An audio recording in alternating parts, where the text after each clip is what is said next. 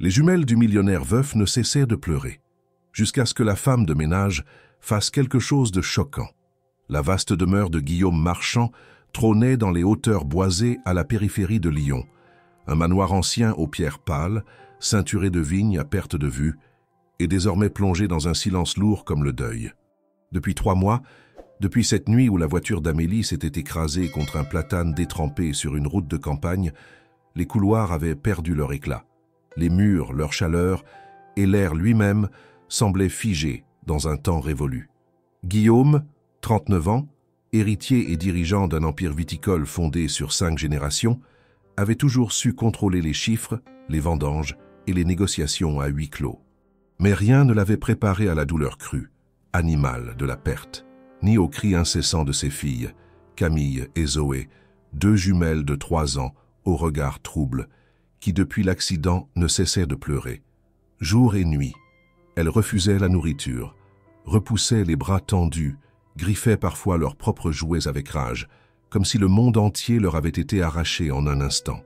La maison, jadis vivante, résonnait désormais des pleurs lancinants qui transperçaient le silence comme des poignards. Les nounous se succédaient, chacune plus désemparée que la précédente, quittant le poste au bout de quelques jours, voire quelques heures. Les domestiques faisaient leur travail avec une discrétion étouffante, et le personnel médical n'avait rien pu faire d'autre que prescrire du calme et du temps. Guillaume, lui, s'était recroquevillé dans une solitude muette, errant d'un bureau à une chambre d'enfant, incapable de dormir plus de 2 heures d'affilée. Il n'avait plus le courage de se battre contre la détresse de ses filles, ni l'énergie de réanimer une maison qu'il ne reconnaissait plus. Alors, sur la recommandation de sa gouvernante, il accepta de faire appel à une nouvelle femme de ménage. Une simple formalité, pensait-il. Une présence silencieuse de plus dans cette maison où plus personne ne parlait. Elle s'appelait Élise Moreau, 33 ans, venue de Villeurbanne, discrète, ponctuelle, presque invisible au moment de l'entretien. Elle ne cherchait pas à plaire, ni à fuir. Elle accepta le poste avec calme, un regard droit et une voix douce, sans larmoyer, sans poser de questions. Elle commença un lundi matin d'octobre, alors que le vent automnal secouait les feuilles mortes contre les grandes baies vitrées du salon. Guillaume la salua d'un simple hochement de tête, lui indiqua les pièces principales à nettoyer, puis s'éloigna, son téléphone à la main. Elle devait rester dans les espaces du rez-de-chaussée, ne pas déranger les enfants. C'était la seule consigne claire. Mais à peine avait-elle posé son seau dans le couloir principal que les cris des jumelles éclatèrent à l'étage. Brutaux, déchirants. Pas des pleurs ordinaires, des sanglots furieux, des hurlements qui faisaient trembler les murs et siffler les oreilles. Guillaume, au salon, ferma les yeux, impuissant. Il ne montait plus tout de suite quand cela arrivait. Il attendait. Il espérait que cela passe. Il n'avait plus la force. Mais Élise, elle, ne bougea pas selon les règles tacites de cette maison figée. Lentement, elle gravit les marches, guidée par l'écho des pleurs. Elle frappa doucement à la porte entr'ouverte de la nurserie, puis entra sans attendre de réponse. Les 2 petites filles étaient là, recroquevillées au pied de leur lit, les joues rouges, les cheveux épars, les yeux noyés de larmes. Elle s'accroupit lentement, posant ses genoux sur le tapis moelleux. En silence, elle ôta ses chaussures. Puis, comme si elle n'était qu'une ombre paisible dans leur chaos, elle commença à chanter. La mélodie était ancienne, douce, étrangement mélancolique. Une berceuse au rythme lent, comme murmurée par le vent. Une chanson que personne n'avait entendue dans cette maison. Pas les nounous, pas les aides, pas même la gouvernante. Et pourtant, dès les premières notes, un changement imperceptible se produisit. Camille leva la tête. Zoé cessa de hurler. Les 2 petites restèrent figées, les yeux grands ouverts, fixant cette femme inconnue qui leur chantait un air venu d'un autre monde. Une larme roula sur la joue de Camille, puis une autre sur celle de Zoé. Mais ce n'était plus des larmes de douleur. C'était comme un relâchement, un souffle. Leur corps se détendit. Les sanglots cessèrent. Guillaume, alerté par le silence soudain, s'était avancé dans le couloir. Il s'arrêta à la porte. Ce qu'il vit lui coupa le souffle. Élise, pieds nus sur le tapis, les bras ouverts, berçait à peine la mélodie. Les filles s'étaient approchées. Elles l'avaient entourée sans la toucher, mais comme si leur simple présence près d'elle les apaisait. Mais ce qui glaça Guillaume, ce ne fut pas cette scène d'harmonie miraculeuse. C'était la chanson, cette chanson précise, C'était celle qu'Amélie chantait à leur fille, avant même leur naissance. Un air que Guillaume n'avait jamais pu retrouver après sa mort, car Amélie l'inventait, semblait-il, en improvisant les mots, portés par un souvenir d'enfance trop ancien pour être consigné. C'était leur secret, un lien presque sacré entre mère et fille. Personne ne la connaissait. Personne. Et pourtant, Élise la chantait comme si elle l'avait toujours su. Guillaume recula d'un pas, le cœur battant. Ce n'était plus seulement la douleur qui le hantait. C'était désormais une question suspendue dans l'air, muette et implacable. Comment Élise pouvait-elle connaître cette berceuse? Et pourquoi, en cet instant précis, le silence de la maison lui sembla plus lourd encore, comme si quelque chose de bien plus grand que lui venait de commencer à se réveiller? Le lendemain matin, le soleil perçait à peine à travers les rideaux épais du salon lorsque Guillaume descendit lentement les escaliers, encore troublé par la scène de la veille. La chanson résonnait toujours dans sa tête, comme un fantôme mélodique impossible à chasser. Il avait mal dormi, obsédé par l'image d'Élise à genoux, apaisant ses filles avec une berceuse que seule Amélie connaissait. Il avait passé une grande partie de la nuit à fouiller de vieux carnets, des vidéos, des fichiers audio dans l'espoir de retrouver cette mélodie, de prouver à lui-même qu'il existait une explication rationnelle à tout cela. Mais il n'avait rien trouvé.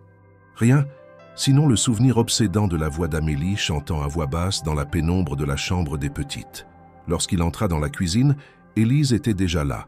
Elle lavait calmement les tasses du petit déjeuner, les manches relevées, concentrée, comme si elle faisait partie du décor depuis des années. Camille et Zoé, assises à la table, mâchonnaient leur pain en silence, les yeux brillants mais paisibles. Elles n'avaient pas pleuré ce matin-là. Pas un cri, pas une protestation, pas même un soupir. Guillaume les regarda longuement, presque avec méfiance. C'était la première fois depuis des mois qu'il les voyait dans cet état. Élise se retourna doucement, lui adressa un discret bonjour, puis retourna à sa tâche. Elle ne fit aucun commentaire sur la soirée précédente, ne posa aucune question, ne chercha pas d'explication. Ce silence, pourtant, lui pesait. Guillaume s'assit à la table, en face de ses filles, tentant de deviner dans leur regard une trace de la nuit passée. Mais elles semblaient sereines, comme si cette chanson avait lavé, ne serait-ce qu'un instant, toute la douleur accumulée depuis la disparition de leur mère.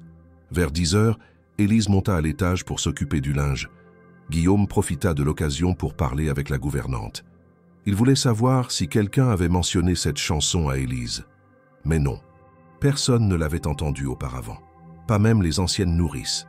Elle ne figurait dans aucun enregistrement. Elle n'avait jamais été écrite, jamais partagée. Ce n'était pas une comptine populaire, ni un air connu. C'était, pensait-il, une pure invention d'Amélie, née de ses souvenirs ou de son imagination.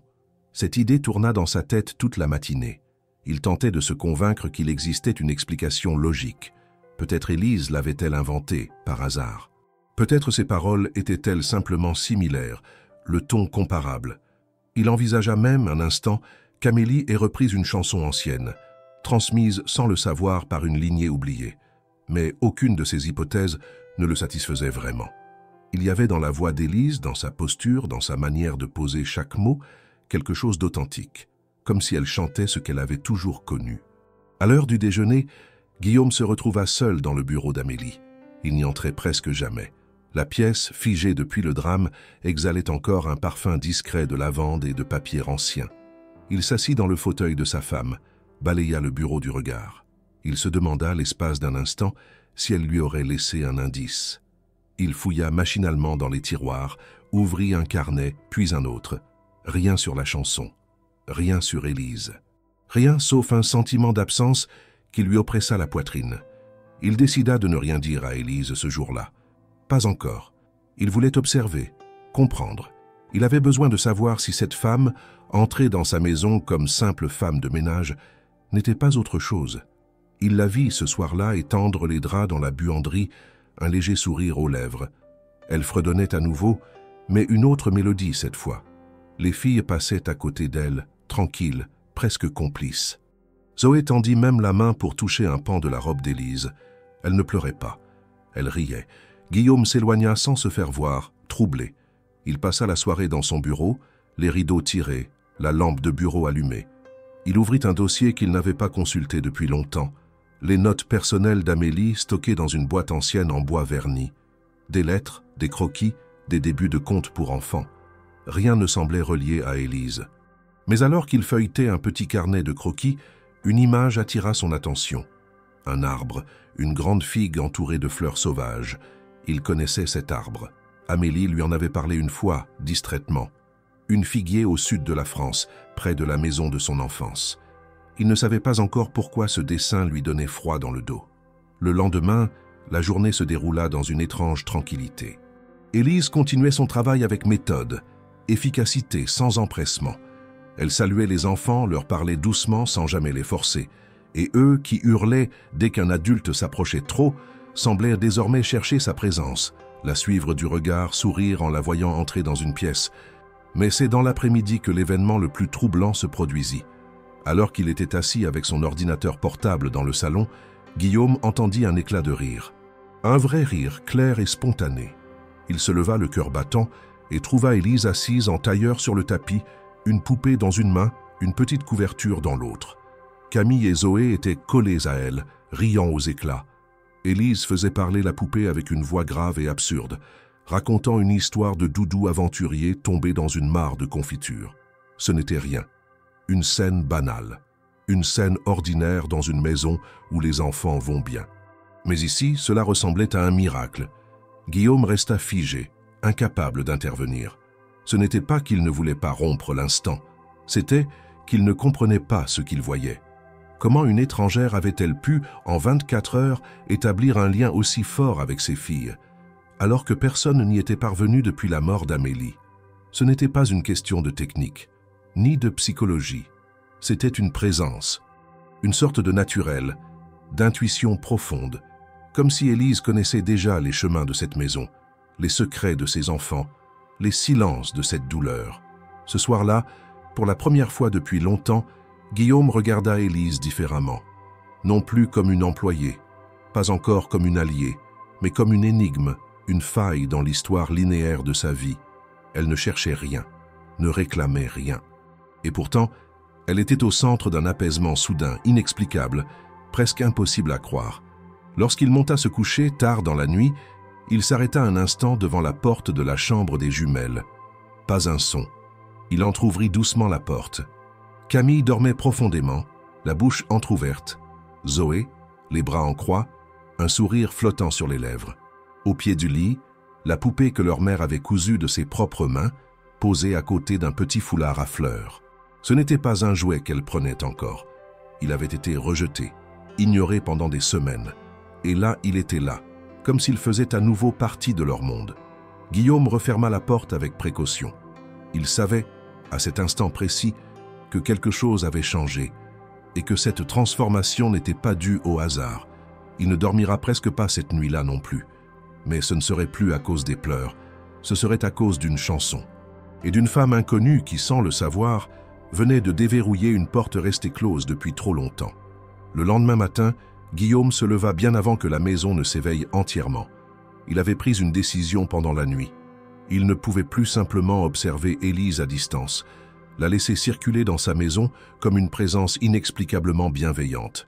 Il devait comprendre, il devait poser la question. Sans confrontation, sans accusation, mais avec cette retenue qu'il avait appris à manier dans les négociations les plus sensibles.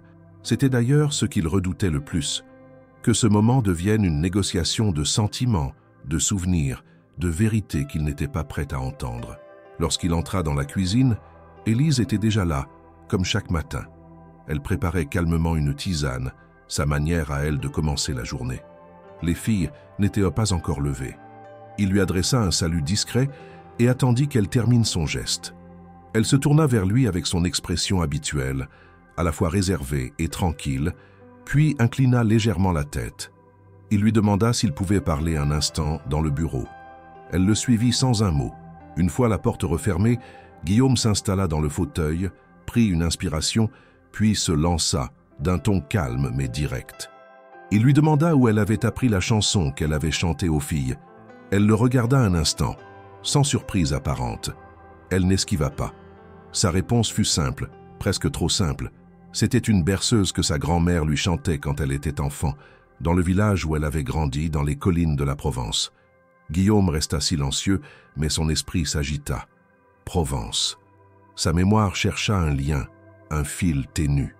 Il connaissait bien peu de choses sur l'enfance d'Amélie, et encore moins sur ses premières amitiés, mais quelque chose dans cette réponse éveilla un écho. Il lui demanda si elle connaissait le nom de la chanson, si elle savait d'où elle venait. Élise haussa les épaules.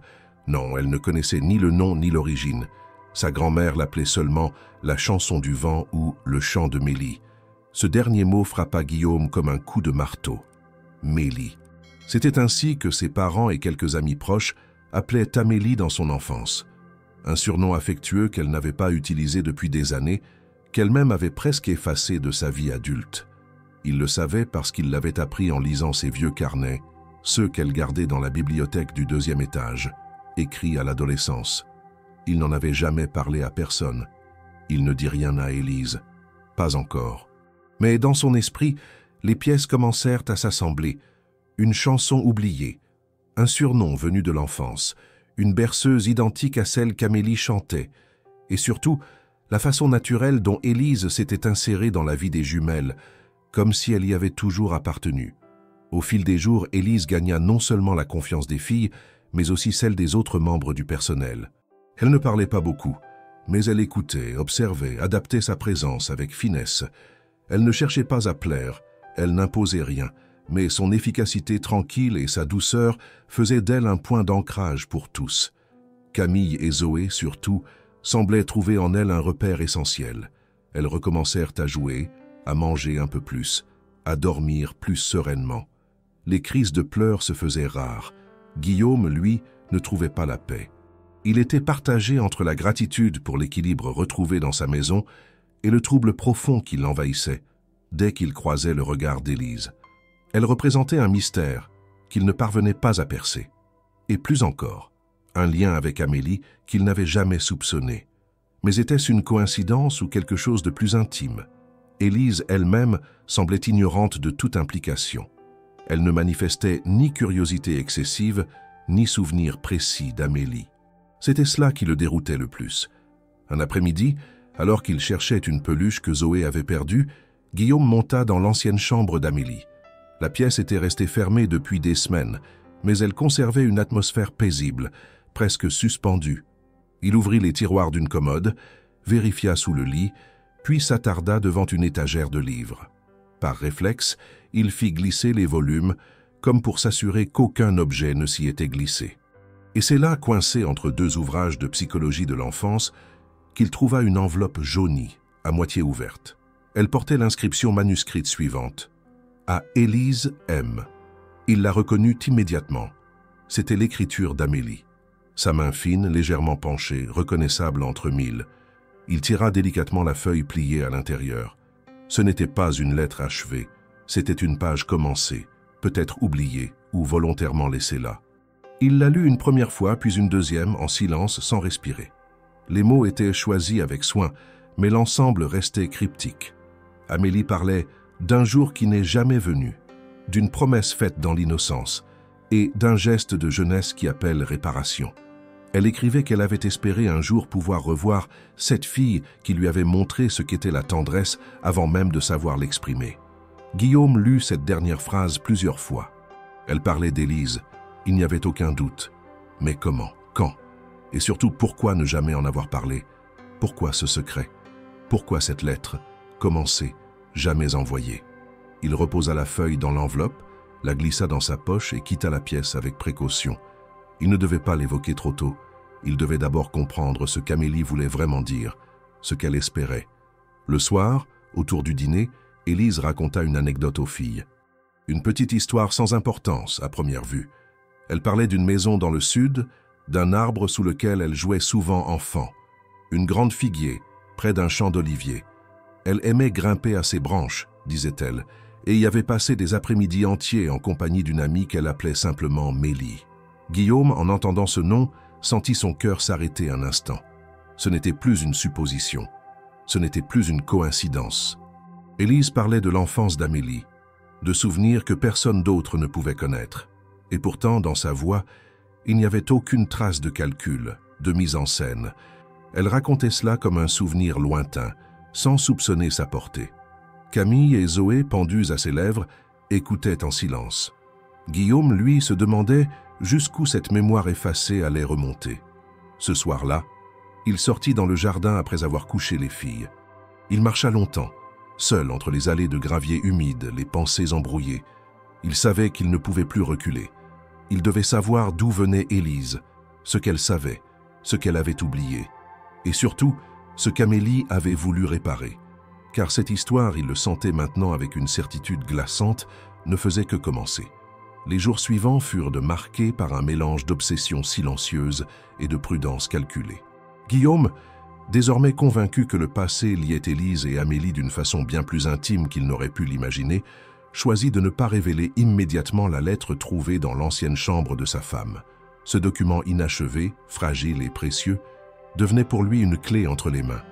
Il l'avait relu chaque soir dans la solitude de son bureau, cherchant entre les lignes un aveu plus clair, une explication tangible. Mais la lettre restait elliptique, empreinte de regrets voilés et de nostalgie cryptée. Le geste de jeunesse évoqué par Amélie l'intriguait particulièrement. Il ne savait s'il s'agissait d'une promesse rompue, d'un lien brisé ou d'un simple souvenir transformé en dette morale. Il commença alors à observer Élise avec une attention plus aiguë, mais sans laisser paraître ses intentions. Il écoutait la façon dont elle s'adressait aux jumelles, les mots qu'elle choisissait, les expressions qui lui échappaient. Parfois, elle utilisait des tournures de phrases qui rappelaient celles d'Amélie, non dans le timbre ou la diction, mais dans l'intention. Cela le troublait profondément, une sorte d'écho de sa femme à travers une autre femme, sans que cette dernière ne semble en avoir conscience. Une fin d'après-midi, alors que les rayons dorés du soleil filtraient à travers les rideaux du grand salon, Élise sortit un album photo pour distraire les filles. Ce n'était pas un des albums récents. Elle l'avait trouvé, poussiéreux, dans un tiroir de la bibliothèque, et l'avait ouvert avec curiosité. Camille et Zoé, assises de chaque côté, tournèrent les pages avec excitation, pointant du doigt les images de leur mère jeune, souriante, en robe d'été, ou tenant un petit chien que Guillaume avait oublié. Élise commentait les photos avec douceur, s'attardant parfois sur un détail du décor ou sur un vêtement, comme si elle les avait déjà vus quelque part. C'est alors qu'elle s'arrêta sur une image particulière. Amélie, adolescente, assise sous un figuier immense, les cheveux détachés, un livre sur les genoux. Élise resta silencieuse un moment, puis murmura, presque pour elle-même, « Ce figuier ressemble étrangement à celui où je passais mes étés quand j'étais enfant. » Guillaume, assis à quelques mètres, feignit de ne pas entendre, mais chaque mot résonna en lui comme une confirmation de plus. Elle ajouta dans le même souffle, « Il y avait une fille là-bas, qui adorait grimper à l'arbre et me raconter des histoires. Elle s'appelait Mélie. » Zoé tourna une page, rompant le moment, et Élise reprit une voix plus enjouée, comme si ce fragment de mémoire n'était qu'une anecdote insignifiante. Mais pour Guillaume, ce fut la preuve définitive. Mélie, la chanson, le figuier, tout coïncidait. Il retourna cette nuit-là dans la chambre d'Amélie et fouilla à nouveau dans ses affaires. Ce qu'il cherchait, il l'ignorait. Peut-être une autre lettre, une photo, une trace, mais ce qu'il trouva fut bien plus révélateur, un petit carnet rouge, à la couverture de cuir usé. Il l'avait déjà vu, sans jamais l'ouvrir. C'était un journal, manifestement personnel, avec quelques dates et réflexions griffonnées, souvent désordonnées. Entre deux pages, une mention attira son attention. Amélie écrivait « Je pense souvent à elle, à ce que nous avons été. Ce n'était rien et c'était tout. » Ce n'était pas une histoire d'amour ni une amitié banale. C'était une reconnaissance. J'aurais dû la chercher, lui dire merci, lui dire que je ne l'avais jamais oubliée. Guillaume relut cette phrase plusieurs fois. C'était clair. Amélie avait connu Élise dans son enfance, probablement dans ce village du Sud. Elles avaient partagé quelque chose de profond, unique, et avaient été séparées par le temps ou les circonstances. Mais pourquoi n'en avait-elle jamais parlé? Et pourquoi Élise semblait-elle avoir tout oublié? Il rangea le carnet et redescendit dans le silence de la nuit.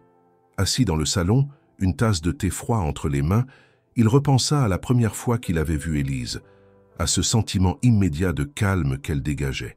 Était-ce cela que ressentait Amélie, enfant, en sa présence? Était-ce ce souvenir enfoui qui expliquait pourquoi les filles s'étaient si rapidement attachées à elle, pourquoi elles l'avaient acceptée sans résistance? Un lien ancestral, presque biologique, mais sans aucune dimension surnaturelle. Juste une mémoire émotionnelle transmise de mère en fille, un fil invisible ancré dans les gestes, les voix, les regards. Guillaume ne savait plus s'il devait confronter Élise ou attendre que ses souvenirs remontent d'eux-mêmes. Mais il craignait qu'en parlant trop tôt, il ne la fasse fuir. Elle ne semblait pas chercher de réponse, ni poser de questions. Elle vivait chaque jour avec une simplicité presque déconcertante. Il décida alors de garder la lettre encore un peu, de continuer à observer. Le lendemain matin, Élise proposa une promenade dans le jardin avec les filles. L'air était frais, les feuilles humides. Les trois avancèrent entre les allées, les petites trottinant devant, ramassant des feuilles, riant à pleines dents. Guillaume les suivait à distance, les mains dans les poches, notant chaque geste d'Élise, chaque inflexion de sa voix. Elle montra aux filles une plante qu'elle aimait, leur expliqua comment sentir le romarin sans arracher la branche. Puis, en s'arrêtant sous un vieux noyer, elle murmura « Amélie aimait se cacher sous cet arbre quand elle ne voulait pas qu'on la trouve. C'est là qu'elle écrivait ses poèmes. » Guillaume s'immobilisa. Cette phrase, ces mots, n'étaient écrits dans aucun album, dans aucune note. Personne n'avait jamais su cela. C'était un secret d'enfance que seule Amélie pouvait connaître. Et Élise venait de le dire, sans réfléchir, comme un souvenir personnel. Elle se reprit presque immédiatement, comme si elle s'était surprise elle-même. Elle regarda Guillaume, confuse. Il soutint son regard, mais ne dit rien. Il se contenta de la fixer, en silence, le cœur battant. Ce soir-là, il relut la lettre pour la dernière fois avant de la ranger dans un tiroir fermé à clé. Il savait que le moment approchait. Le moment où il faudrait ouvrir cette boîte de souvenirs, confronter le passé et comprendre pourquoi le destin, ou plutôt la vie, avait ramené Élise dans cette maison. Car il était désormais certain que sa présence n'était pas le fruit du hasard. Elle faisait partie de l'histoire d'Amélie. Elle était un fragment oublié qui revenait pour compléter une image inachevée. Mais ce qu'il ignorait encore, c'était si Élise découvrirait cela par elle-même, ou s'il lui faudrait un jour lui tendre la lettre qu'Amélie n'avait jamais eu le temps d'envoyer. Le lendemain de la promenade dans le jardin, Guillaume se réveilla plus tôt que d'habitude. La phrase qu'Élise avait prononcée sous le noyer ne cessait de tourner dans sa tête. Il n'y avait plus de doute possible. Elle avait bel et bien partagé des souvenirs intimes avec Amélie, mais elle ne semblait pas en avoir conscience. C'était comme si une partie de son enfance s'était effacée ou avait été rangée dans un recoin inaccessible de sa mémoire. Et pourtant, ces souvenirs ressurgissaient spontanément, déclenchés par des lieux, des odeurs, des objets. Guillaume n'arrivait pas à comprendre comment une mémoire aussi précise pouvait coexister avec une ignorance aussi sincère. Ce décalage ne faisait qu'accentuer sa curiosité, mais aussi son trouble. Il sentait qu'il marchait sur une ligne fine entre vérité et respect, entre désir de savoir et nécessité de ne pas brusquer. Ce jour-là, Élise semblait plus réservée. Elle évita les longs regards, resta concentrée sur ses tâches ménagères et ne passa que peu de temps avec les jumelles. Peut-être avait-elle senti que ces mots avaient éveillé quelque chose chez Guillaume, ou peut-être elle-même était troublée d'avoir parlé d'Amélie sans s'en rendre compte. Les petites, elles, ne paraissaient pas affectées. Au contraire, elles réclamaient Élise plus souvent, cherchèrent son contact, comme si sa présence leur offrait une sécurité que rien ni personne d'autre ne pouvait leur apporter. Guillaume les observait en silence, chaque jour un peu plus persuadé qu'Élise n'était pas simplement une aide passagère dans leur vie, mais un point de repère profond, enraciné. Dans la soirée, alors que le silence s'installait à nouveau dans la maison, Guillaume ressortit le carnet rouge d'Amélie et relut plusieurs passages. Il cherchait une piste, une phrase qui éclairerait ce qui s'était passé entre elles. Il n'y avait pas de date précise, pas de mention claire du village où cette amitié avait commencé, mais un nom revenait à plusieurs reprises, Valréas. Il se souvint alors que, lors de leur première année de mariage, Amélie lui avait parlé d'un été qu'elle avait passé chez sa grand-mère dans cette région. Un été qui l'avait marqué, disait-elle, sans jamais entrer dans les détails. Il n'avait pas insisté. Il avait appris, avec elle, à respecter les silences et à ne pas forcer les confidences. À l'époque, cela ne l'avait pas inquiété. Aujourd'hui, cela lui apparaissait comme un angle mort qu'il ne pouvait plus ignorer. Le lendemain matin, il entama des recherches discrètes sur Élise. Il savait peu de choses sur sa vie d'avant. Elle avait été engagée par l'agence de services domestiques qu'il utilisait depuis des années, une agence réputée, sérieuse, avec laquelle il n'avait jamais eu le moindre incident. Il contacta le responsable sous prétexte de vouloir confirmer ses références pour une éventuelle prolongation de contrat. Il apprit ainsi qu'Élise avait grandi en Provence, dans une petite commune proche de Valréas, et qu'elle avait quitté la région à l'adolescence pour vivre avec un oncle à Lyon, après la mort de ses grands-parents. Elle avait peu de famille, aucune fratrie, et menait une vie simple, discrète, sans attache visible. Cette information, bien que basique, venait consolider ce qu'il soupçonnait déjà. Élise et Amélie avaient bien été proches dans leur enfance, et quelque chose, à un moment, les avait séparés. Guillaume choisit de ne rien dire encore à Élise. Il sentait que la vérité viendrait d'elle-même, à son rythme, portée par les souvenirs qui remontaient peu à peu.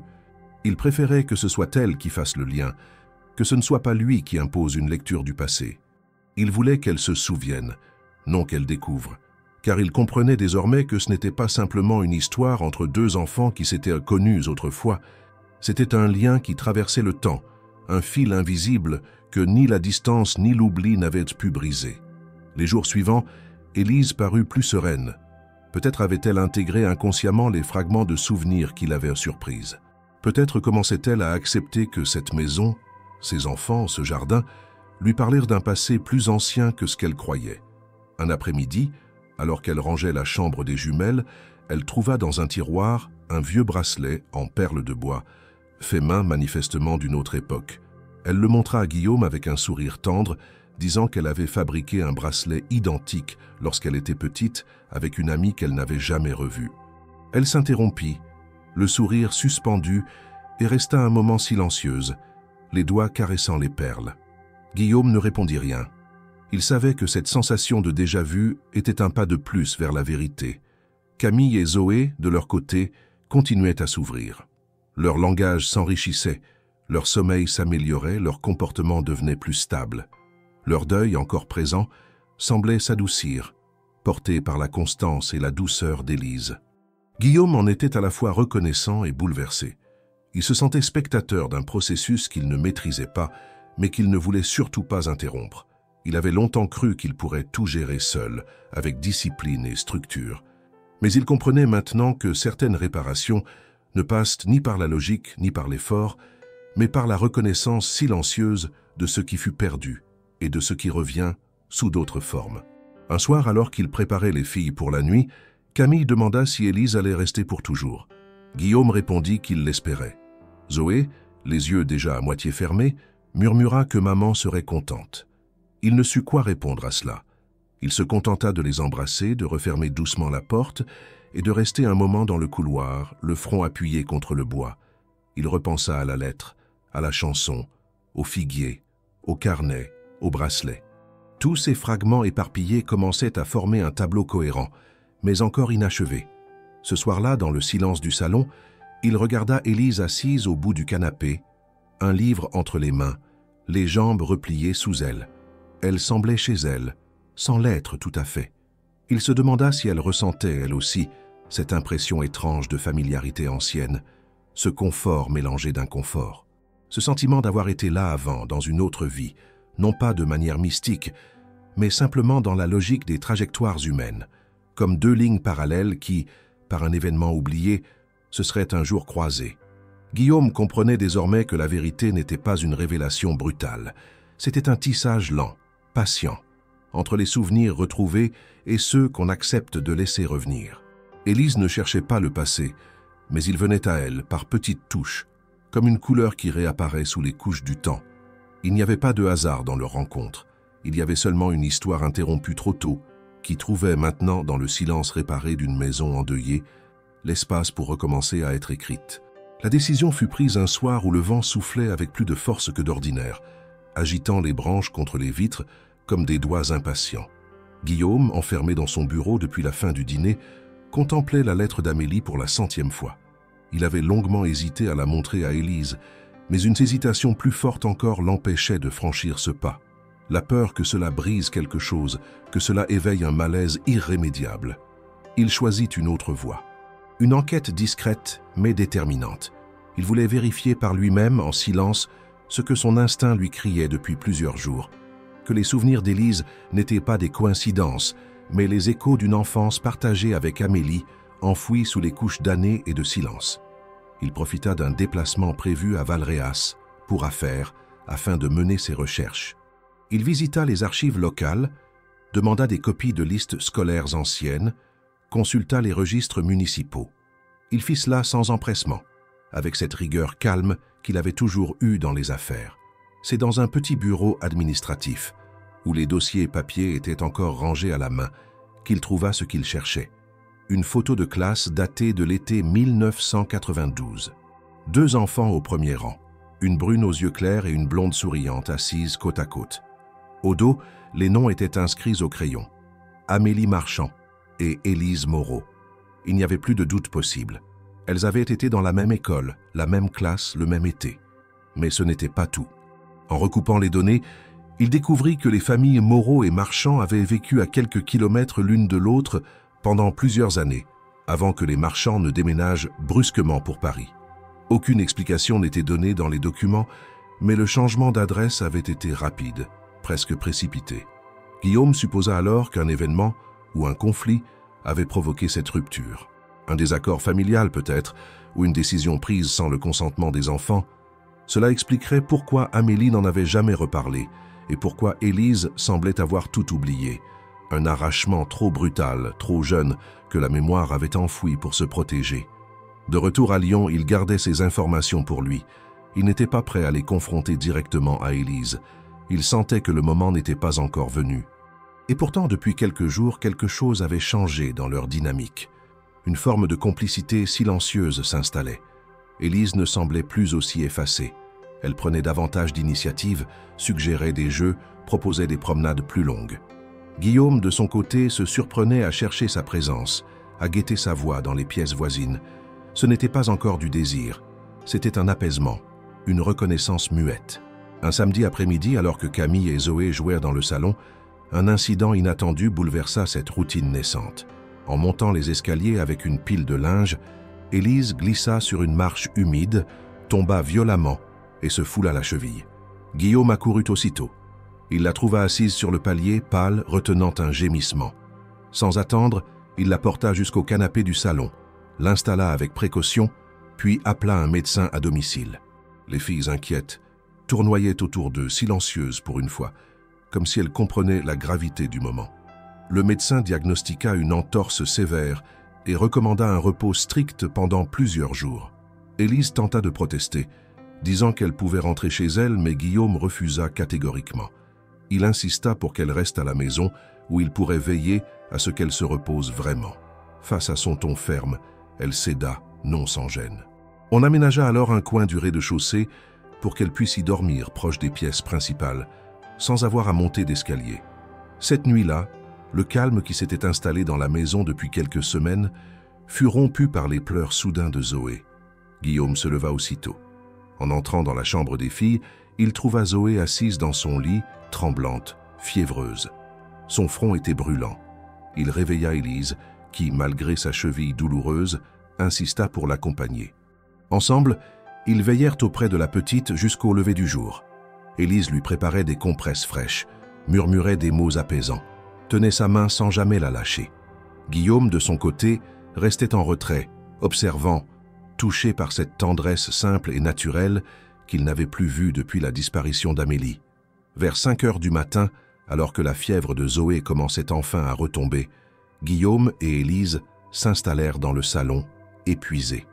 Aucun des deux ne parlait. Ils étaient trop fatigués. Le silence qui les enveloppait n'était pas pesant. Il était familier, presque confortable. Guillaume tendit une couverture à Élise. Elle la prit sans un mot.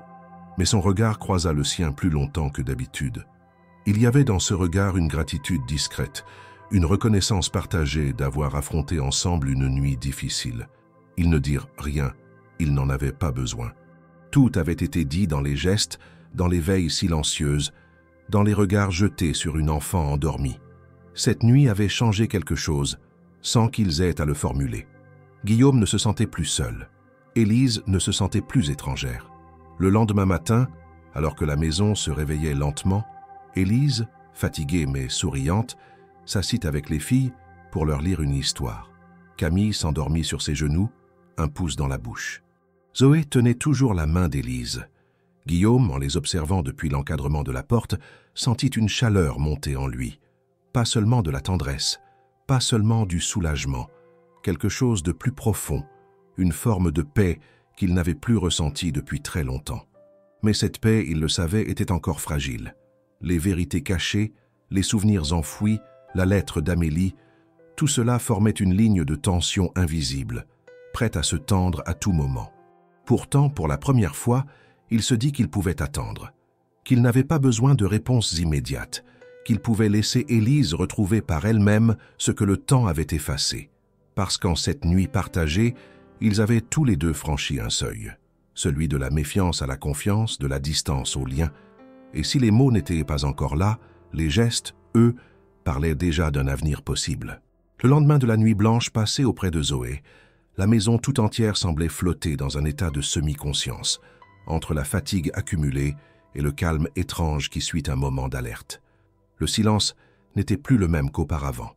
Il n'avait plus cette densité de deuil figé qui avait régné depuis la mort d'Amélie. C'était maintenant un silence de repos, de transition, presque paisible.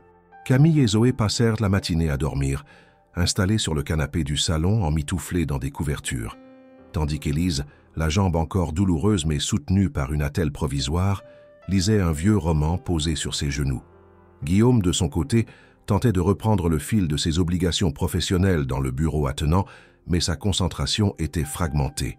Il n'arrêtait pas de revenir en pensée à la nuit qu'ils venèrent de vivre, à chaque détail, chaque geste. Il se souvenait précisément du moment où Élise, posant une main sur le front de Zoé, avait murmuré que la fièvre baissait, de la manière dont elle avait tenu le regard de la petite, sans céder à la panique. Il revoyait encore le léger tremblement de sa voix lorsqu'elle avait parlé de l'enfant qu'elle avait failli perdre des années auparavant, dans des circonstances qu'elle n'avait pas détaillées. Elle n'avait pas d'enfant, Guillaume le savait, du moins officiellement. Mais dans cette phrase, il avait senti une faille, quelque chose de non dit qui dépassait la simple inquiétude. Peut-être une fausse couche, une adoption refusée, ou même une histoire ancienne qu'elle gardait secrète. Il n'avait pas insisté. Ce n'était pas le moment. Mais cette confidence inattendue avait ajouté une couche de complexité à ce qu'il ressentait déjà pour elle. Ce n'était pas encore de l'amour, mais ce n'était plus simplement de la reconnaissance ou de l'admiration. C'était un attachement subtil, une complicité née non pas du désir ou de l'admiration, mais d'une expérience partagée, silencieuse, ancrée dans l'écoute et l'endurance.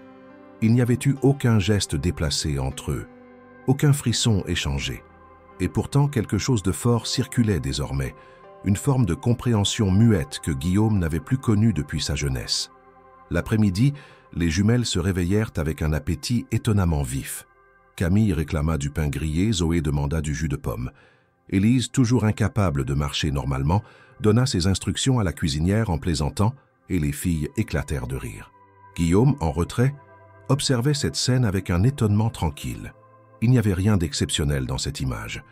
Et pourtant, elle lui paraissait extraordinaire. Ces derniers mois, il avait tout tenté pour ramener un peu de vie dans cette maison.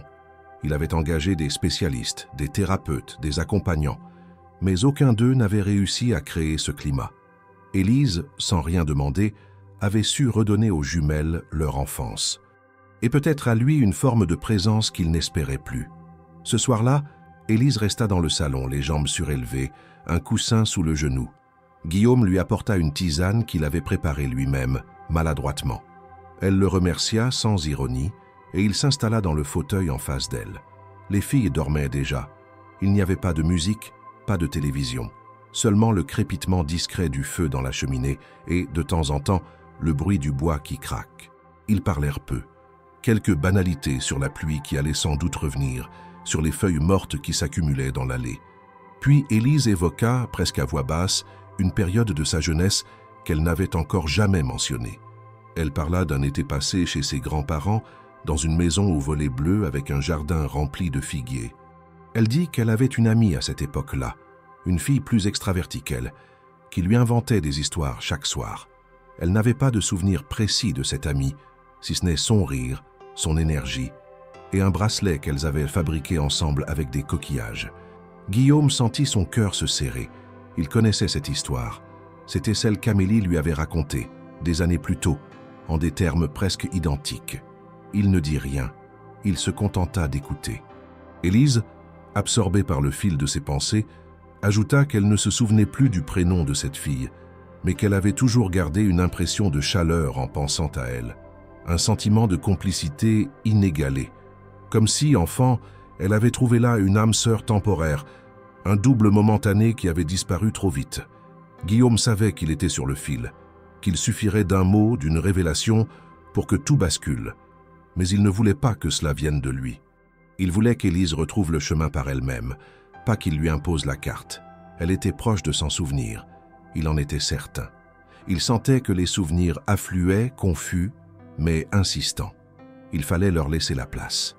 Lorsqu'il monta se coucher tard dans la nuit, il se rendit compte qu'il n'éprouvait plus ce poids habituel au creux de la poitrine. La culpabilité, l'épuisement, la peur de ne jamais reconstruire une vie après Amélie, tout cela avait commencé à s'alléger.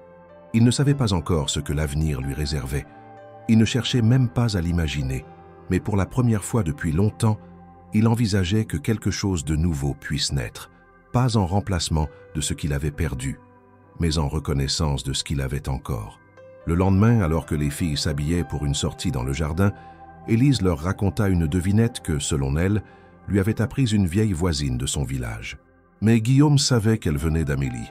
C'était une expression codée qu'elles utilisaient entre elles, un petit jeu que seule Amélie partageait avec ses proches. Élise ne s'en souvenait pas. Elle l'avait simplement retrouvée dans un coin de sa mémoire, sans savoir d'où elle venait. Guillaume, une fois encore, ne fit aucun commentaire. Il la regarda s'éloigner en boitant légèrement, tenant la main de Camille, pendant que Zoé courait devant elle. Et dans ce tableau simple, presque banal, il comprit que quelque chose d'essentiel s'était rétabli dans cette maison. Pas seulement l'ordre, ni le calme, mais une forme d'harmonie que rien ne pouvait forcer ou simuler. Il restait encore des réponses à trouver, des zones d'ombre à éclaircir, mais désormais il savait qu'elles viendraient en temps voulu. Parce que parfois, ce n'est pas en interrogeant qu'on obtient les vérités les plus profondes. C'est en laissant l'autre se souvenir sans l'y pousser, en offrant simplement un espace où la mémoire peut s'exprimer, un silence d'écoute, un regard qui ne juge pas. Et c'est dans ce silence, plus que dans les mots, que Guillaume et Élise commencèrent, ce soir-là, à écrire une page nouvelle, sans l'avoir décidé, sans même s'en parler, simplement parce que c'était devenu naturel. Les jours qui suivirent furent marqués par une étrange stabilité. Élise, malgré sa blessure à la cheville, reprenait peu à peu ses habitudes, aidée par la gouvernante et une aide ménagère temporaire venue prêter main forte. Les filles poursuivaient leur rétablissement émotionnel avec une rapidité qui étonnait même le pédiatre de la famille. Elles riaient, jouaient, mangeaient avec appétit, dormaient sereinement. La maison respirait à nouveau, non plus dans la retenue, mais dans un rythme apaisé. Guillaume se surprenait à attendre certains moments de la journée. Le petit déjeuner dans la véranda, les histoires du soir, les conversations douces, presque banales, avec Élise. Il ne s'agissait plus seulement d'une curiosité intellectuelle ou d'une gratitude discrète. C'était devenu une attente affective. Mais l'équilibre fragile construit ces dernières semaines allait être mis à l'épreuve de manière brutale, presque accidentelle. Ce fut un simple geste, un oubli infime qui fit tout basculer. Une après-midi pluvieuse, Élise, seule dans le salon pendant la sieste des enfants, se leva pour chercher un livre qu'elle avait aperçu sur la table basse du bureau de Guillaume. Il était habituellement fermé à clé, mais ce jour-là, la porte était entr'ouverte. Peut-être par oubli, peut-être par inconscience. Elle entra doucement, les yeux à la recherche du roman. Mais ce qu'elle vit sur le bureau attira son attention bien plus que n'importe quelle lecture. Il y avait là une enveloppe posée, à moitié ouverte, avec une feuille manuscrite soigneusement repliée à l'intérieur. Élise la reconnut presque immédiatement. C'était l'écriture d'Amélie. Elle n'avait pas vu cette calligraphie depuis l'époque où elle signait des cartes de vœux envoyées à ses amis d'enfance. Elle ne savait pas comment elle le savait, mais elle le savait. Le nom inscrit sur l'enveloppe, Élise Mauch, lui coupa le souffle. Ses doigts tremblèrent légèrement lorsqu'elle prit la feuille. Elle ne pensait pas être capable de lire plus d'une ligne, mais elle lut tout, jusqu'au dernier mot. Les phrases résonnaient avec une intensité qu'elle ne pouvait pas encore formuler. Ce jour qui n'est jamais venu, la dette d'un geste de jeunesse, la fille qui m'a appris la tendresse avant que je la comprenne, Les mots la traversaient. Une partie d'elle voulait croire qu'il s'agissait d'une autre Élise, d'une coïncidence. Mais elle savait déjà que ce n'était pas le cas. Elle reposa la feuille sur le bureau avec lenteur, recula de quelques pas, puis s'assit dans le fauteuil en cuir, vidé. Le vacarme silencieux de ses souvenirs venait de se réveiller d'un coup, brutalement. Le figuier, la maison aux volets bleus, les jeux inventés, les histoires racontées en cachette, le bracelet fait de ficelles et de coquillages. Et Amélie. Mélie, sa Mélie, celle qu'elle avait perdue, celle qu'elle croyait avoir rêvée. Elle resta là longtemps, trop longtemps. Guillaume la trouva en fin d'après-midi, toujours assise, les yeux fixés sur la fenêtre, la lettre à nouveau entre ses doigts. Il comprit immédiatement ce qui s'était passé. Il ne prononça pas un mot. Il referma simplement la porte derrière lui et s'approcha lentement. Élise ne pleurait pas, mais son visage portait les marques d'un bouleversement profond. Elle tendit la feuille sans un mot. Il la prit, la relut par réflexe, puis s'assit en face d'elle. Pendant plusieurs minutes, aucun des deux ne parla. Ce fut Élise qui brisa le silence. Sa voix était calme, posée, mais teintée d'un étonnement douloureux. Elle dit qu'elle n'avait jamais su que Mélie s'appelait Amélie, qu'elle ne s'était jamais interrogée sur ce que cette amie d'enfance était devenue, que sa mémoire, par pudeur ou par protection, avait recouvert ces années d'un voile flou. Elle disait tout cela comme on raconte une absence, comme si elle prenait conscience qu'un pan entier de son histoire personnelle avait été mis en pause sans qu'elle ne s'en rende compte. Guillaume ne tenta pas de combler les silences. Il l'écoutait, il comprenait.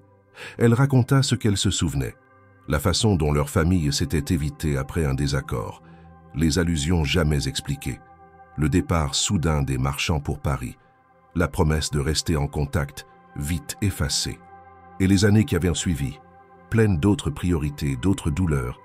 Sa grand-mère était tombée malade, son père avait disparu, sa vie avait avancé sans elle, et au fond, ce qui lui revenait le plus clairement maintenant, c'était une sensation d'injustice, une séparation imposée, un vide laissé sans réponse. Lorsqu'elle termina, elle se leva lentement, prit appui sur le bord du bureau et dit qu'elle devait partir. Elle ne savait pas pour combien de temps. Elle avait besoin de comprendre ce qu'elle ressentait, seule, de s'éloigner, de mettre en ordre ce qu'elle venait de découvrir. Guillaume ne chercha pas à la retenir. Il savait que ce moment lui appartenait. Il la raccompagna à la porte. Les filles dormaient encore. Elle ne voulut pas les réveiller. Elle laissa simplement un mot pour elle, court et doux. « Je reviendrai. » Promis. Guillaume resta debout longtemps, sur le seuil de la maison. Il regardait la voiture d'Élise s'éloigner au loin, avalée par la courbe de l'allée. Le froid du soir montait. Les feuilles tombaient lentement des arbres. Il n'avait pas peur. Il n'était pas en colère. Il était seulement conscient que quelque chose d'irréversible venait de se produire. Un passé longtemps enfoui avait refait surface. Une vérité personnelle, intime, avait été retrouvée. Et maintenant, chacun devait faire face à ce que cela signifiait. Le lendemain, les filles cherchèrent Élise dès leur réveil. Guillaume leur expliqua qu'elle était partie quelques jours, qu'elle avait besoin de repos. Camille demanda si elle allait revenir. Il répondit que oui, parce qu'au fond, il n'avait jamais été aussi certain d'une chose. Ce départ n'était pas une fuite, c'était une pause nécessaire, une respiration après le choc, une prise de distance pour accueillir une mémoire rendue à sa place. Et il savait que, tôt ou tard, Élise reviendrait. Non pas pour reprendre là où elle s'était arrêtée, mais pour recommencer autrement, forte de ce qu'elle avait retrouvé, et prête, peut-être, à construire quelque chose de nouveau. Les jours passèrent avec une lenteur qui n'avait rien à voir avec le calme retrouvé de la maison. C'était une attente pesante, tendue, qui planait sur chaque pièce comme une ombre discrète. Les filles s'habituèrent peu à peu à l'absence d'Élise, bien que chaque matin, elles demandassent si elle allait revenir aujourd'hui. Guillaume, fidèle à ce qu'il croyait désormais être une certitude, leur répondait toujours oui, sans date, sans promesse, mais avec une assurance presque tranquille. Lui aussi attendait. Il ne l'avait pas appelée. Il ne lui avait pas écrit. Il savait qu'elle reviendrait si elle en ressentait le besoin, quand elle serait prête. Car la façon dont elle était partie n'était ni un adieu, ni une rupture. C'était une mise à distance nécessaire, un espace pour faire le point, pour rassembler ce qui avait été brisé, puis retrouvé trop vite. Guillaume consacra ce temps à relire les carnets d'Amélie. à revisiter ses souvenirs avec elle, non pas pour y chercher des réponses supplémentaires, mais pour mieux comprendre ce qu'elle avait vécu, ce qu'elle avait gardé pour elle. Il réalisa alors à quel point elle avait été marquée par cette amitié d'enfance. Il vit dans les marges de certains textes de petites notes, des initiales, des symboles qu'il ne comprenait pas auparavant. Il trouva même une ébauche de lettres jamais envoyées à Élise, différente de celles qu'il avait déjà lues, plus intime encore. Elle y parlait de la peur de déranger, de la honte de ne pas avoir cherché plus tôt et du regret d'avoir laissé le temps effacer ce qui avait compté. Guillaume ressentit alors une forme de mélancolie douce. Ce passé qu'il n'avait pas connu, cette part d'Amélie qu'il n'avait jamais vue, lui devenait soudain tangible à travers les mots et le souvenir d'Élise. Mais c'est lorsqu'il reçut un appel inattendu que les choses commencèrent à changer. Un numéro inconnu s'afficha sur son téléphone tard dans la soirée. Il hésita à répondre, puis reconnut la voix d'Élise à l'autre bout du fil. Elle parlait calmement, sans détour. Elle était dans le village où elle avait grandi, dans la maison aujourd'hui vide de ses grands-parents. Elle lui expliqua qu'elle avait retrouvé de vieilles affaires, des boîtes remplies de dessins, de photos d'enfance, de lettres oubliées. Et parmi ces souvenirs, une photo d'elle et d'Amélie, bras dessus, bras dessous, souriante devant un figuier. Elle n'avait aucun doute désormais. Elle avait bien connu Amélie. Elle l'avait aimée d'un amour d'enfance sans nom. Et elle avait oublié, volontairement ou non. Ce qu'elle venait de redécouvrir lui appartenait, mais elle voulait aussi le partager. Guillaume lui proposa de venir à sa rencontre. Elle accepta. Le lendemain, il prit la route tôt, traversant des paysages qu'il n'avait jamais visités. Lorsqu'il arriva à la petite maison en pierre, au bout d'un chemin bordé d'amandiers, Élise l'attendait sur le perron, vêtue simplement, un foulard noué autour des cheveux. Il descendit de la voiture sans un mot, et ils s'étreignirent avec une réserve douce, sans urgence. À l'intérieur, tout était empreint d'un calme ancien. Les meubles en bois, les rideaux usés, l'odeur du linge rangé depuis des décennies. Ils s'assirent dans la cuisine, autour d'une table en formica, un bol de café entre les mains. Élise parla, longtemps. Elle raconta comment, en retrouvant la photo, tous les souvenirs étaient de remonter. Leurs jeux, leurs disputes, les journées d'été.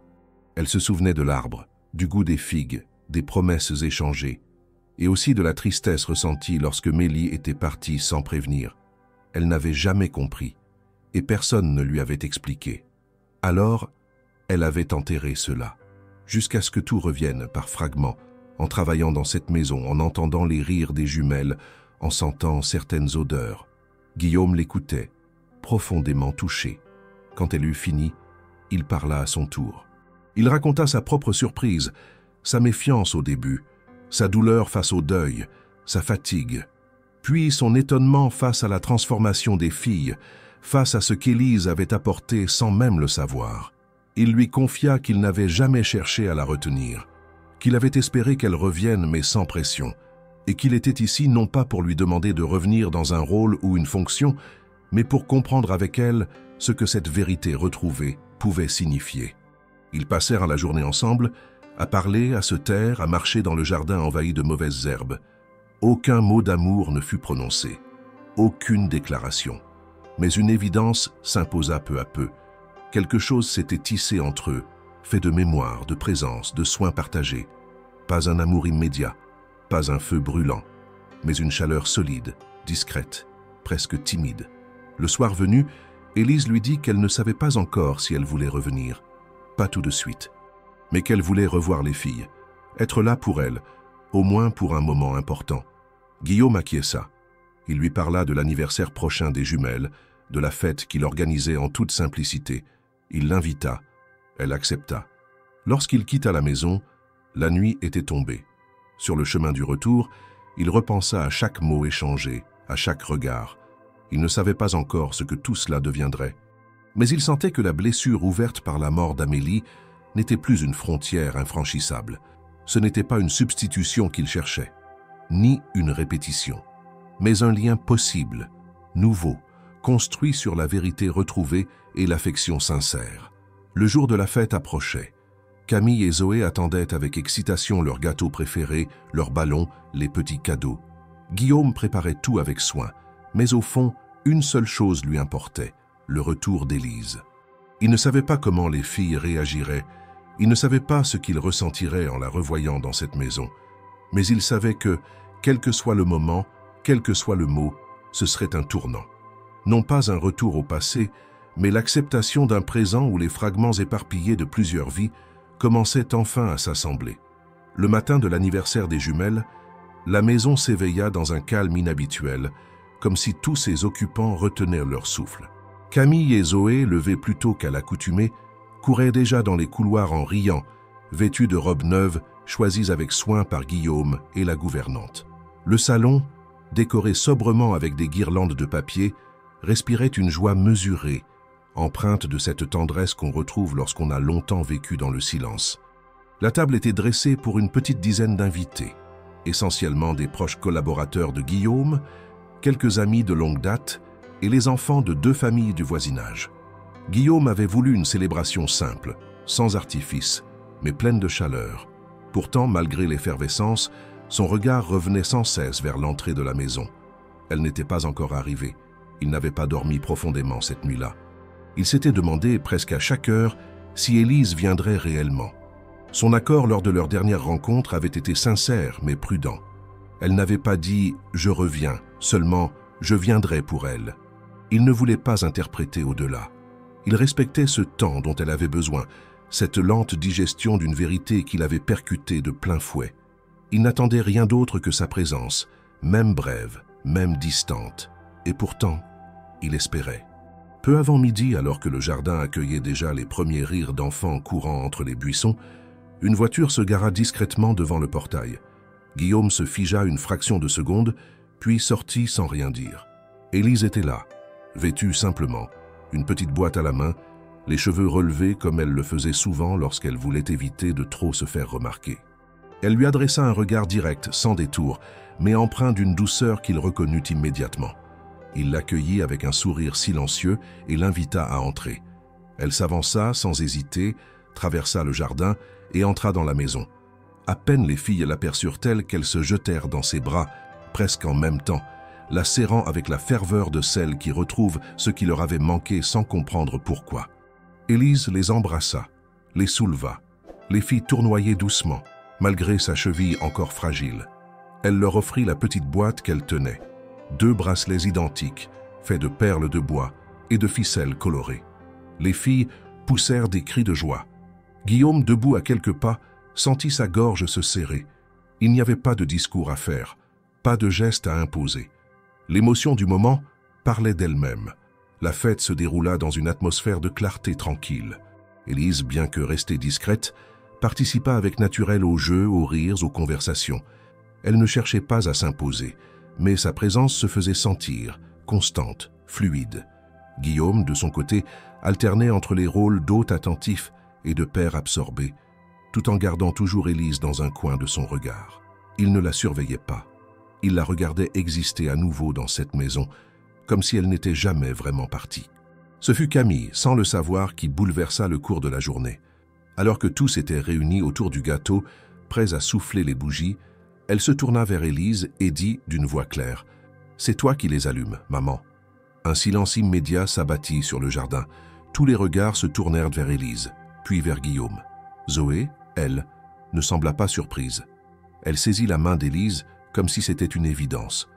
Élise, figée une seconde, baissa les yeux, puis sourit. Pas un sourire gêné ni forcé, un sourire douloureux et magnifique, chargé de quelque chose qu'on ne peut pas nommer sans l'abîmer. Guillaume fit alors un pas en avant. Il demanda doucement à tout le monde de s'approcher.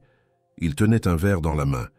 Il dit qu'il voulait porter un toast, non pas pour célébrer seulement l'anniversaire de ses filles, mais pour rendre hommage à ce que cette journée représentait au-delà de la fête. Il parla d'Amélie, avec simplicité. Il dit combien elle avait été une mère attentive, une femme lumineuse, une âme rare. Il dit que sa mémoire ne devait pas être figée dans le chagrin, mais nourrie par tout ce qui continuait à vivre dans ceux qui l'avaient aimée. Il parla ensuite d'Élise, sans détour, mais avec une tendresse assumée. Il évoqua son arrivée, son impact immédiat, les changements imperceptibles et profonds qu'elle avait apportés, non par effort, mais par présence. Il ne prononça pas le mot « miracle ». Il n'en avait pas besoin. Il dit simplement qu'elle avait redonné à ses filles le goût de la vie, et à lui celui du possible. Le silence après son discours fut chargé.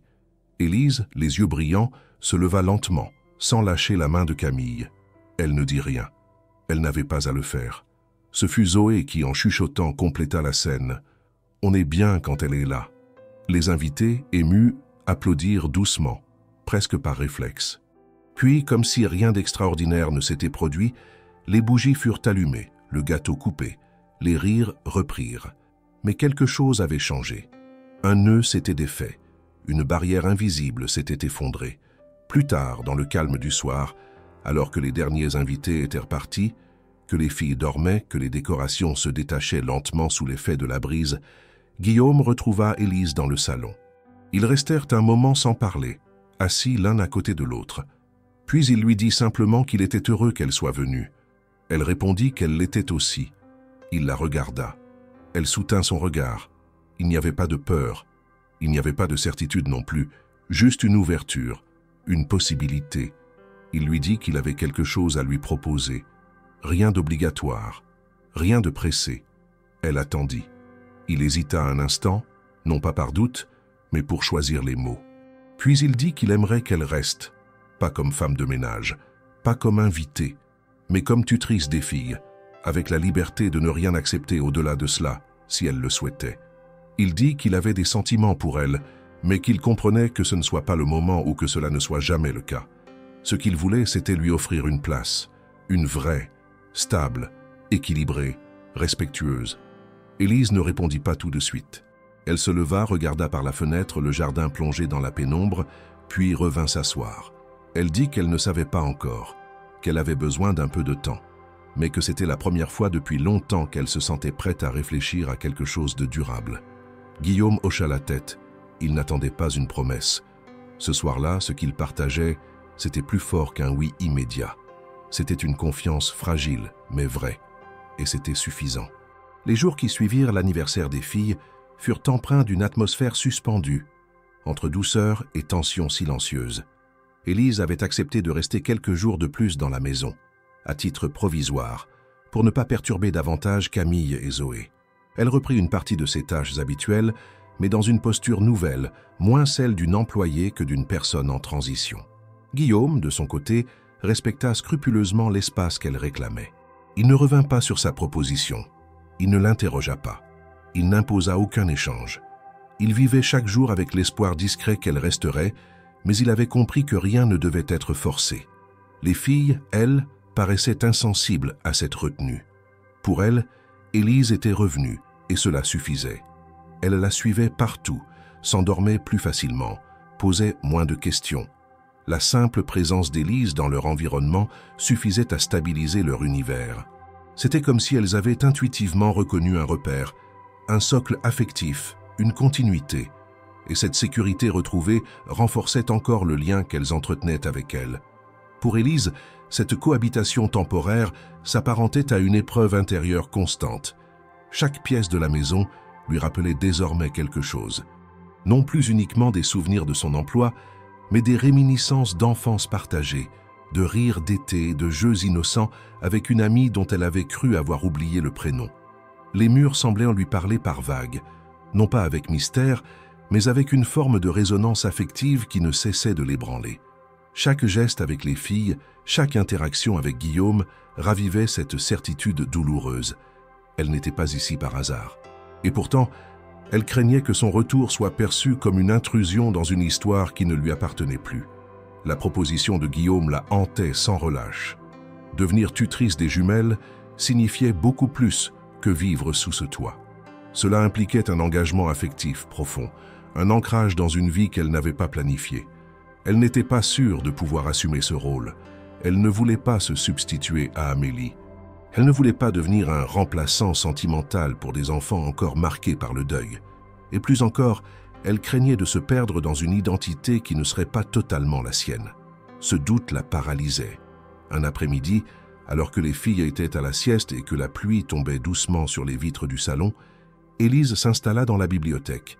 Elle ne cherchait rien de particulier. Peut-être un livre pour s'évader, une distraction. Mais ses doigts tombèrent presque par réflexe sur un carnet qu'elle n'avait encore jamais vu.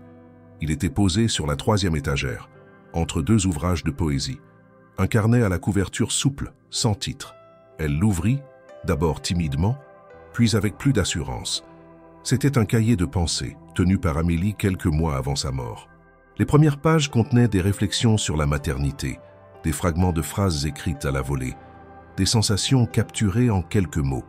Mais plus elle avançait, plus les phrases prenaient une tournure personnelle, presque adressée.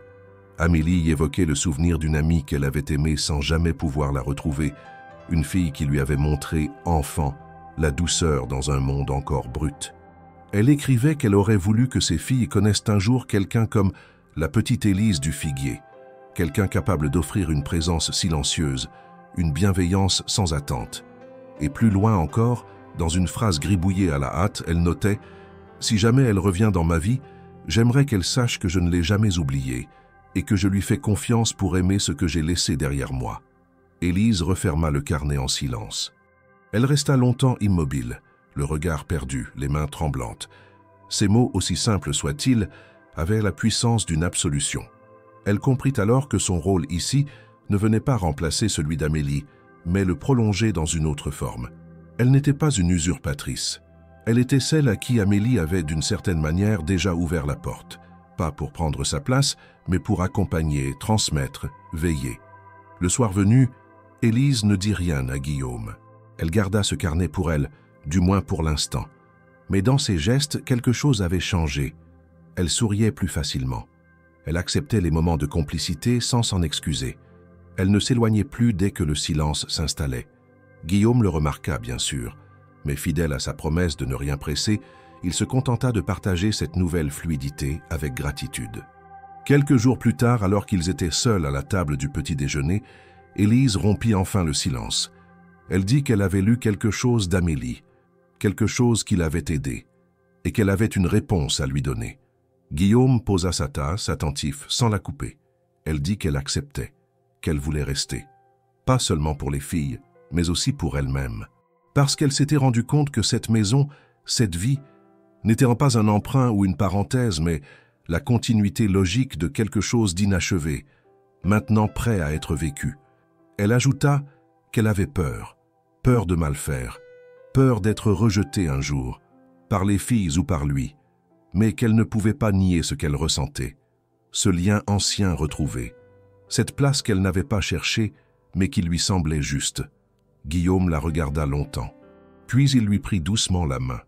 Il ne dit pas grand-chose, seulement qu'il était heureux, et qu'il ne demanderait rien de plus qu'elle ne puisse offrir. Il ne s'agissait pas d'un pacte, ni d'un serment.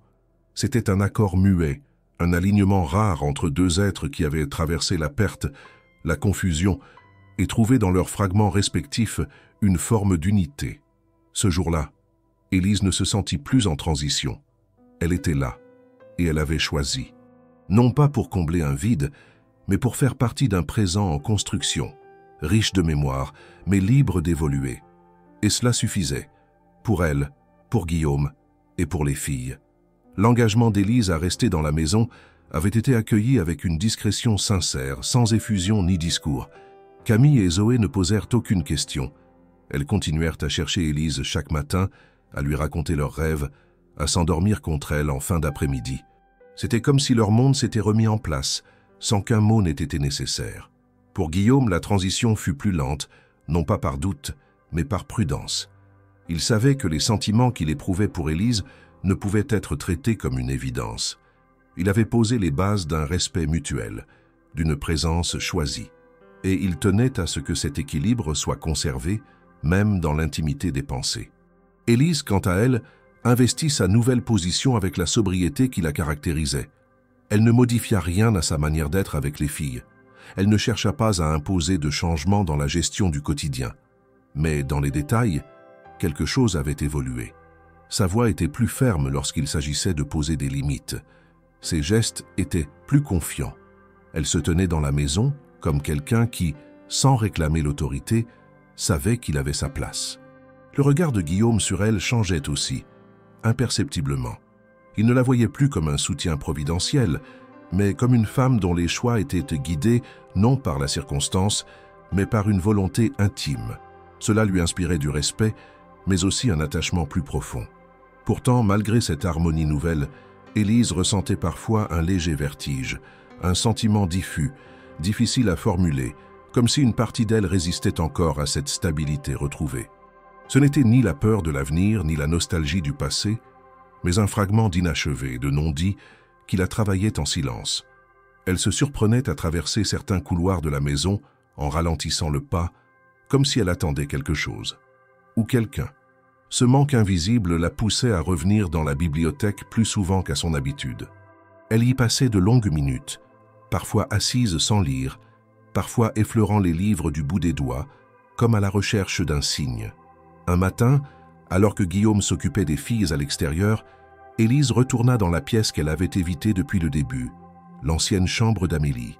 Elle y entra doucement, sans bruit, refermant la porte derrière elle, comme si elle entrait dans un lieu sacré. Rien n'avait changé. Le lit était fait, les rideaux tirés, la lumière douce. Elle resta debout un moment, avant de s'approcher du petit bureau placé sous la fenêtre.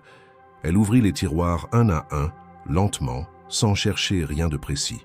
Puis elle tomba sur un carnet à la couverture rigide, dissimulé sous une pile de papier. Il ne portait aucun titre, juste une initiale sur le coin inférieur droit. A. Elle l'ouvrit, prudemment. À l'intérieur, des pages entières manuscrites, remplies de réflexions intimes, de souvenirs, de regrets, de souhaits. Elle reconnut la voix d'Amélie dans l'écriture. Ce n'était pas un journal classique, mais une sorte de recueil de pensées, écrit parfois à la deuxième personne, parfois à la première, parfois sans sujet du tout. L'écriture changeait de ton, de rythme, mais restait constante dans son intensité. Elle tomba sur une page marquée par un signet fin. Ce qu'elle lut la laissa immobile. Amélie y écrivait qu'elle avait passé sa vie à tenter de combler un manque dont elle n'avait compris l'origine que très tard. Elle parlait de cette amie d'enfance, de celle que j'ai laissée derrière moi sans avoir le courage de la retenir. Elle disait que cette perte avait formé en elle une sorte de vide discret mais permanent. Et que, dans ses moments de doute les plus profonds, elle rêvait que cette fille, cette petite Élise, revienne un jour dans sa vie, non pour réparer quoi que ce soit, mais simplement pour être là. Elle écrivait qu'elle souhaitait qu'un jour, ses filles puissent connaître une femme qui incarne la loyauté douce, l'attention naturelle, la force tranquille. Elle concluait la page ainsi. « Si cette femme revient, je saurai que le passé n'était pas vain. Même si je ne suis plus là pour lui dire, je voudrais qu'elle sache qu'elle n'est pas une invitée ici. Elle est chez elle. » Élise relut cette phrase à plusieurs reprises. Puis elle referma le carnet, le reposa à sa place et resta un moment debout devant la fenêtre. Elle ne pleurait pas, mais elle sentait que quelque chose s'était posé en elle. Ce n'était pas une révélation, ce n'était pas un message magique, c'était simplement un apaisement. Elle n'attendait plus de validation. Elle ne doutait plus de sa légitimité. Ce que Guillaume lui avait offert était cohérent. Ce que les filles lui donnaient chaque jour était réel. Et ce que ce carnet confirmait, c'était qu'elle pouvait maintenant vivre pleinement ce présent, sans la peur d'envahir un espace réservé à une autre. Quand elle descendit au rez-de-chaussée, elle croisa Guillaume dans le vestibule. Il portait des sacs de course. Elle l'aida à les poser. Ils échangèrent quelques mots banals, comme deux personnes qui partagent un quotidien. Puis, alors qu'il rangeait des fruits dans une corbeille, elle s'approcha de lui et lui dit, avec une voix calme mais ferme, qu'elle avait trouvé le carnet d'Amélie. Il se redressa, la regarda attentif. Elle ajouta que cela avait confirmé ce qu'elle sentait depuis des jours, mais qu'elle n'osait pas encore accepter pleinement. Guillaume ne posa pas de questions. Il se contenta de l'écouter. Elle termina en disant qu'elle était prête maintenant, pas seulement à être là, mais à vivre ici, à construire quelque chose, pas à prolonger un souvenir. Guillaume s'approcha, lui toucha le bras avec précaution et répondit simplement qu'il était prêt, lui aussi, qu'il n'attendait rien d'elle qu'elle ne soit déjà en train de donner. Cette nuit-là, Élise s'endormit dans sa chambre, paisible pour la première fois sans songer au lendemain. Et lorsque le matin venu, Camille vint l'embrasser en disant qu'elle avait rêvé qu'elles étaient toutes ensemble sur une plage, elle sourit sans arrière-pensée, car elle savait que le chemin qu'elle avait suivi jusqu'ici n'avait pas été une erreur ni une coïncidence. C'était une trajectoire rendue possible par les choix, les douleurs et les silences. Elle n'était pas venue pour remplir un vide. Elle était là parce que la vie, parfois, offre des seconds départs sans effacer ce qui les précède. Et dans cette maison, auprès de ses enfants, avec cet homme, elle savait qu'elle avait trouvé non une place qu'on lui donnait, mais un lieu qu'elle reconnaissait enfin comme le sien. Les mois passèrent, marqués par une continuité paisible que ni Guillaume ni Élise n'auraient pu imaginer au début de cette étrange rencontre. L'hiver laissa place à un printemps doux, où la vigne recommençait à se couvrir de jeunes feuilles, et le silence ancien qui avait imprégné la maison s'était peu à peu transformé en fond sonore vivant, ponctué de rires, de pas légers, de voix d'enfants et de dialogues partagés sans retenue. Élise ne vivait plus comme une invitée ni comme une présence temporaire. Elle faisait désormais partie de la maison, non par un titre, ni par un statut formel, mais parce que chaque recoin de l'espace portait son empreinte discrète, chaque moment du quotidien s'enrichissait de sa manière d'être, attentive et juste.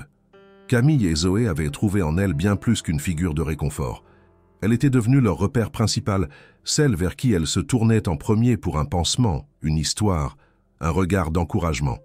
Leur attachement n'avait rien d'un remplacement affectif. Il s'agissait d'un lien autonome, construit dans le présent, sans effacer la mémoire de leur mère. Les jumelles continuaient à parler d'Amélie avec naturel, parfois même avec Élise, qui accueillait ses paroles sans crispation, sans détournement. Elle savait que l'amour des enfants ne se divise pas, mais s'additionne. Guillaume, quant à lui, vivait une transformation intérieure plus lente, mais tout aussi profonde. Il avait cessé d'attendre un signe, une décision spectaculaire. Il avait compris que l'amour après une perte ne surgit pas comme un miracle, mais s'établit comme un choix patient. Ce qu'il ressentait pour Élise s'était tissé avec les jours, dans les silences acceptés, dans les gestes partagés, dans les nuits calmes où chacun dormait en sachant que l'autre était là. Il n'avait plus besoin de projeter, ni d'analyser. Il se contentait de vivre, avec elle, chaque moment qui venait. Élise, de son côté, avait trouvé une forme de paix qui lui avait longtemps échappé. Elle ne portait plus la culpabilité diffuse d'être celle qui était restée alors qu'Amélie était partie. Elle avait compris, à travers les mots laissés dans les carnets, à travers les regards de Guillaume et des filles, qu'elle n'avait rien pris, rien volé.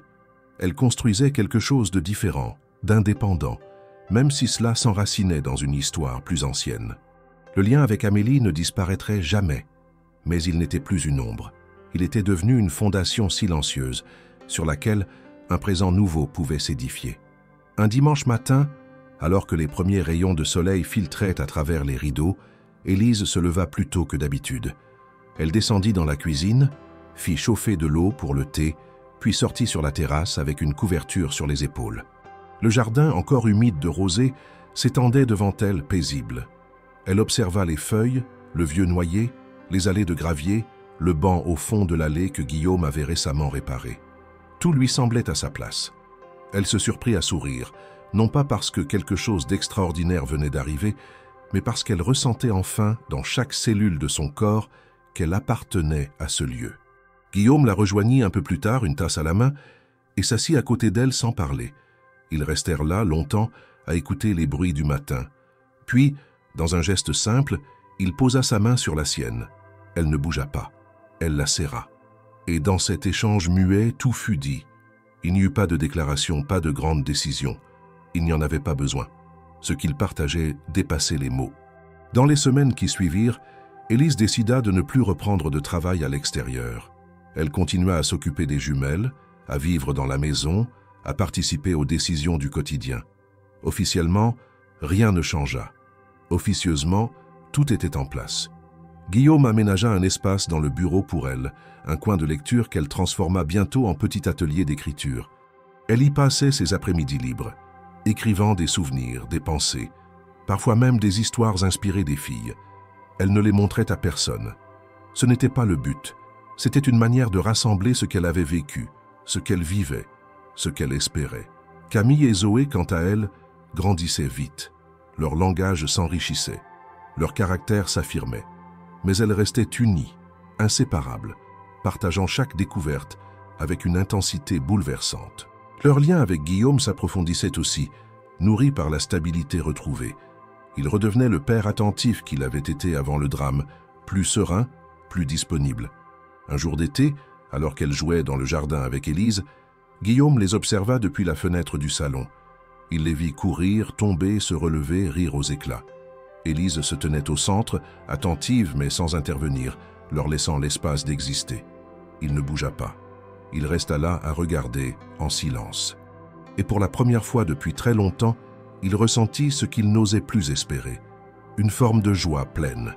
Pas la joie euphorique des débuts d'amour, ni l'excitation de l'inattendu.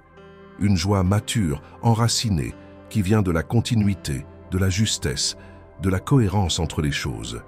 Ce soir-là, alors qu'il fermait les volets avec Élise, il lui demanda si elle voulait qu'ils fassent un dîner rien que pour eux deux, le lendemain soir. Les filles dormiraient chez la tante de Guillaume. Elle accepta d'un sourire léger. Ils ne dirent rien de plus, mais ils savaient que ce dîner serait plus qu'un repas. Ce serait la reconnaissance officielle d'un chemin parcouru ensemble, sans stratégie, sans promesse précipitée. Lorsque le lendemain arriva, tout fut simple.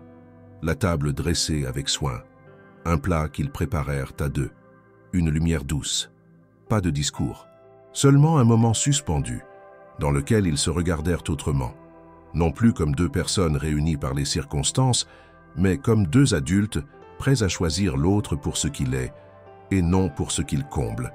Ils ne parlèrent pas d'avenir, ils ne parlèrent même pas d'amour. Ce n'était pas nécessaire. Tout était là, dans la présence partagée, dans les gestes qui n'avaient plus besoin d'être traduits. Et dans ce jardin où le silence avait autrefois été un cri de douleur, ce fut désormais une musique de paix.